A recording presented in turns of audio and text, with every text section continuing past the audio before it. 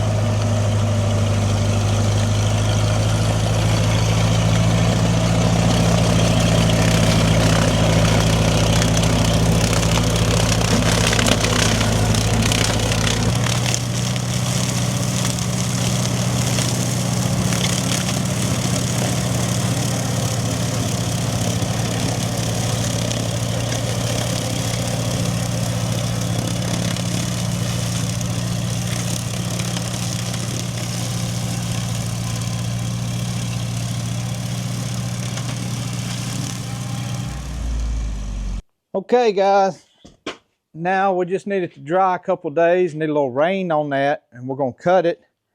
And we're looking at maybe about July 20th, 25th, somewhere maybe last week of July, I'll plant it again in Silver Queen and have a fall crop. I have never did one, and I wanted to try one this year, so I had to get that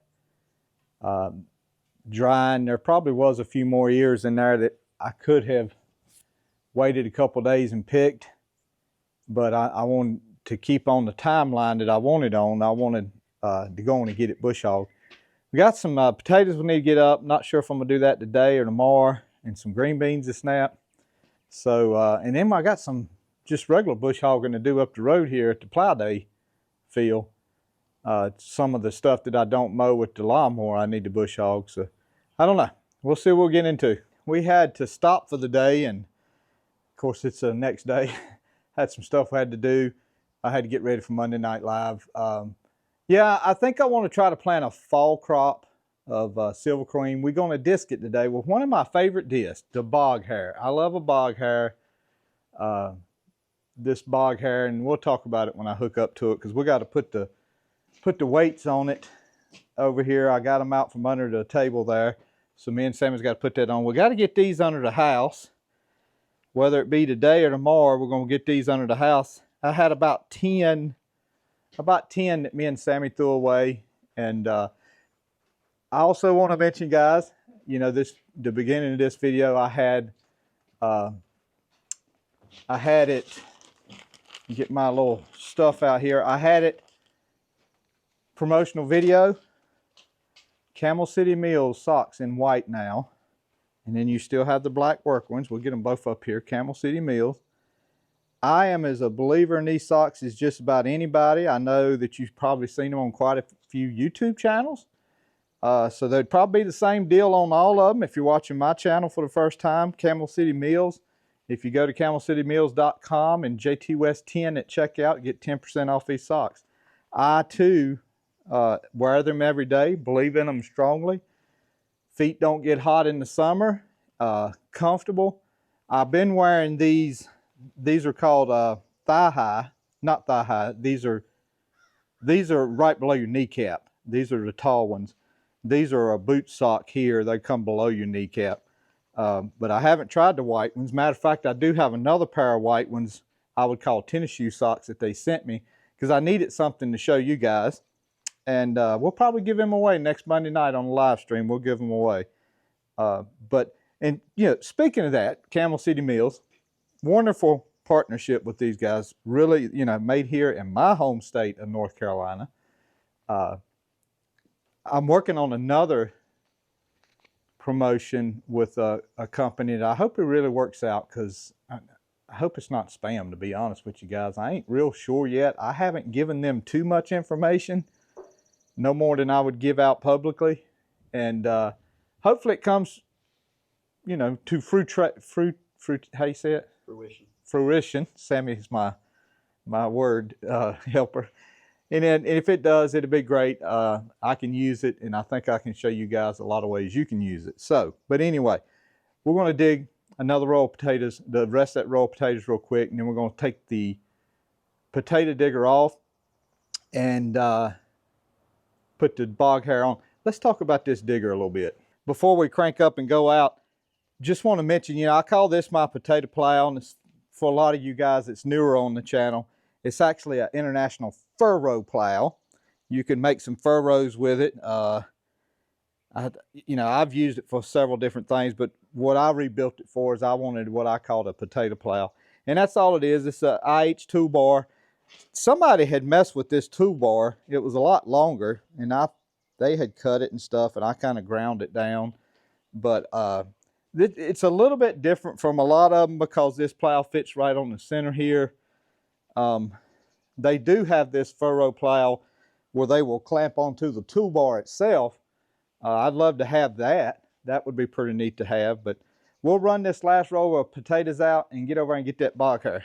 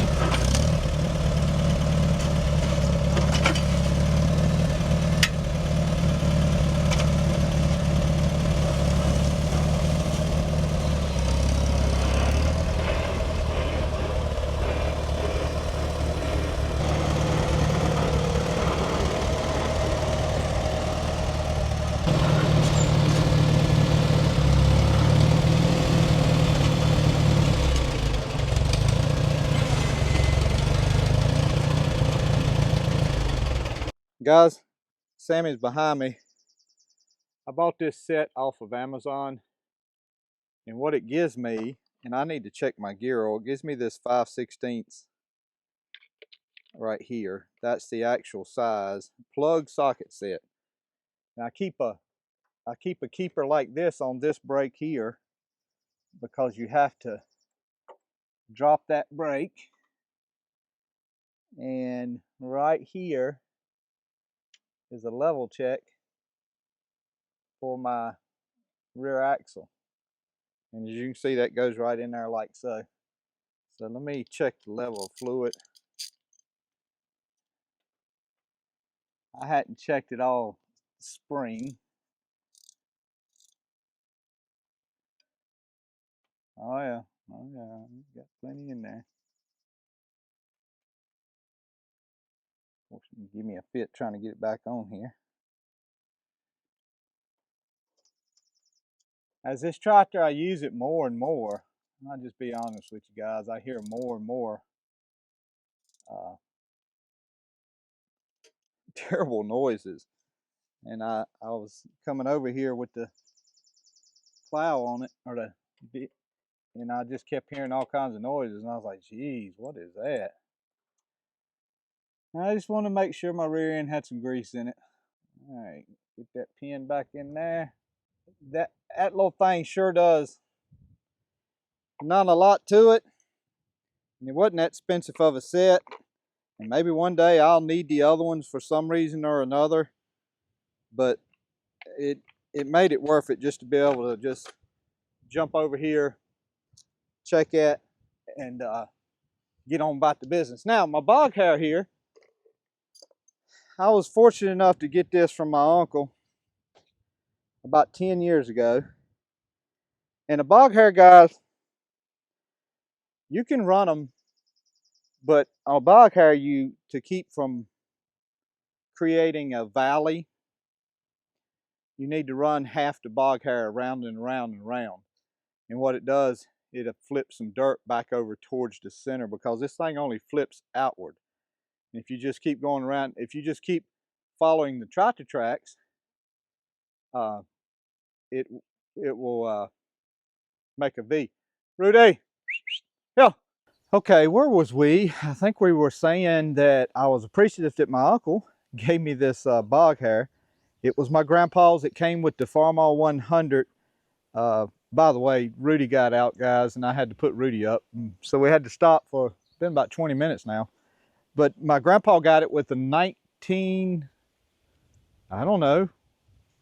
59 100. Am I saying that right? Or got it in 1959? I don't remember. But I remember when I was little, the discs were broke up on it. This thing here was all wore out, and so it's actually the threaded rod was wore out.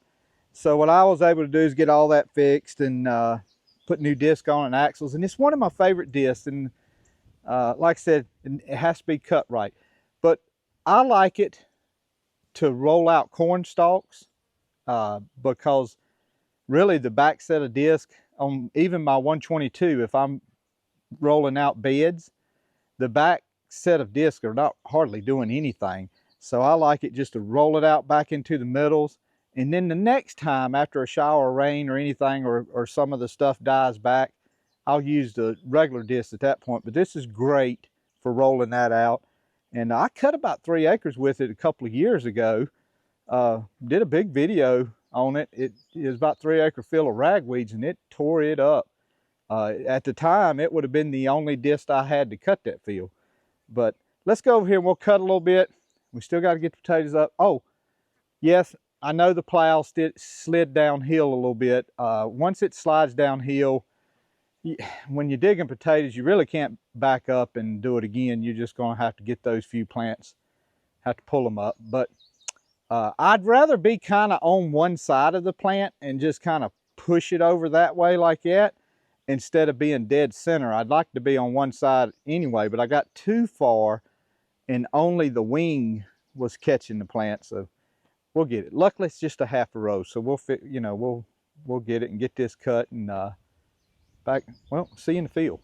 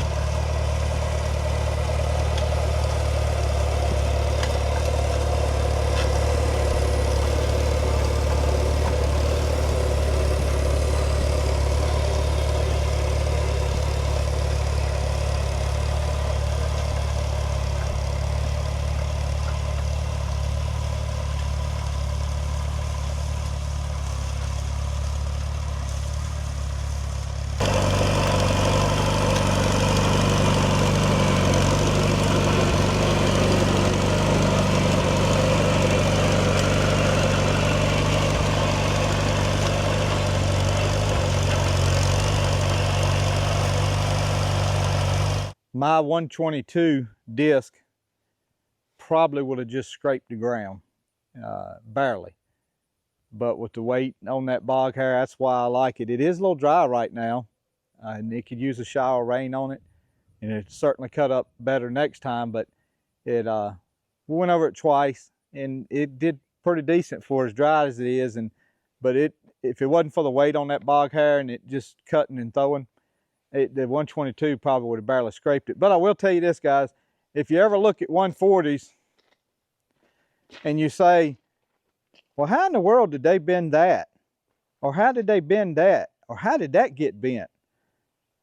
When you're messing with weight that heavy on the back of these tractors, you got to make sure when you're turning you don't gouge the disc in the ground and get this all in a twist and stuff. And that's how those stuff gets bent, is real heavy weights.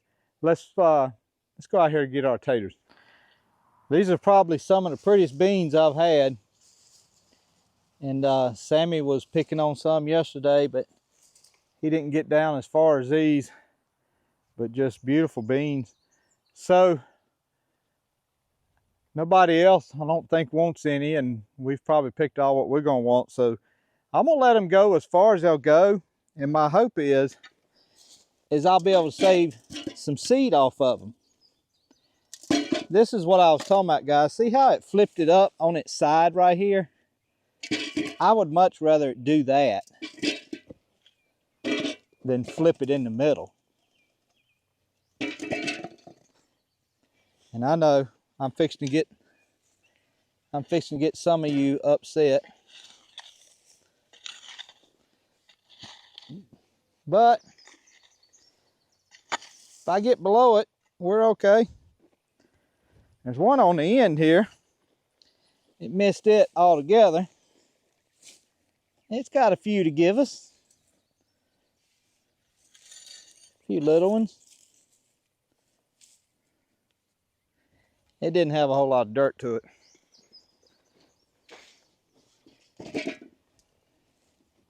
There's another one. Ah, was that one there?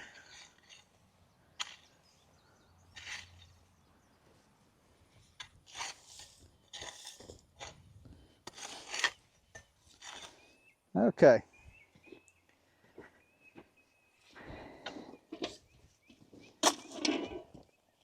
That flipped that one all the way over. Look at the size of that thing. My goodness. Size of that. That one. I'm getting over here in the good stuff now. It's got an eye on it.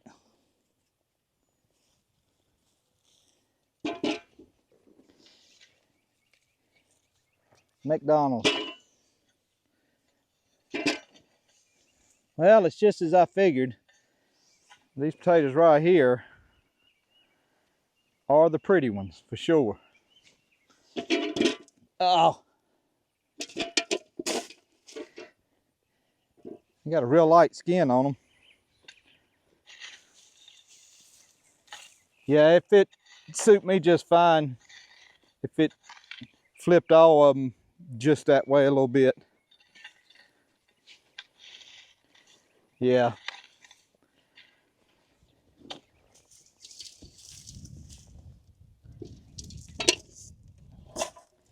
So now I got to check this.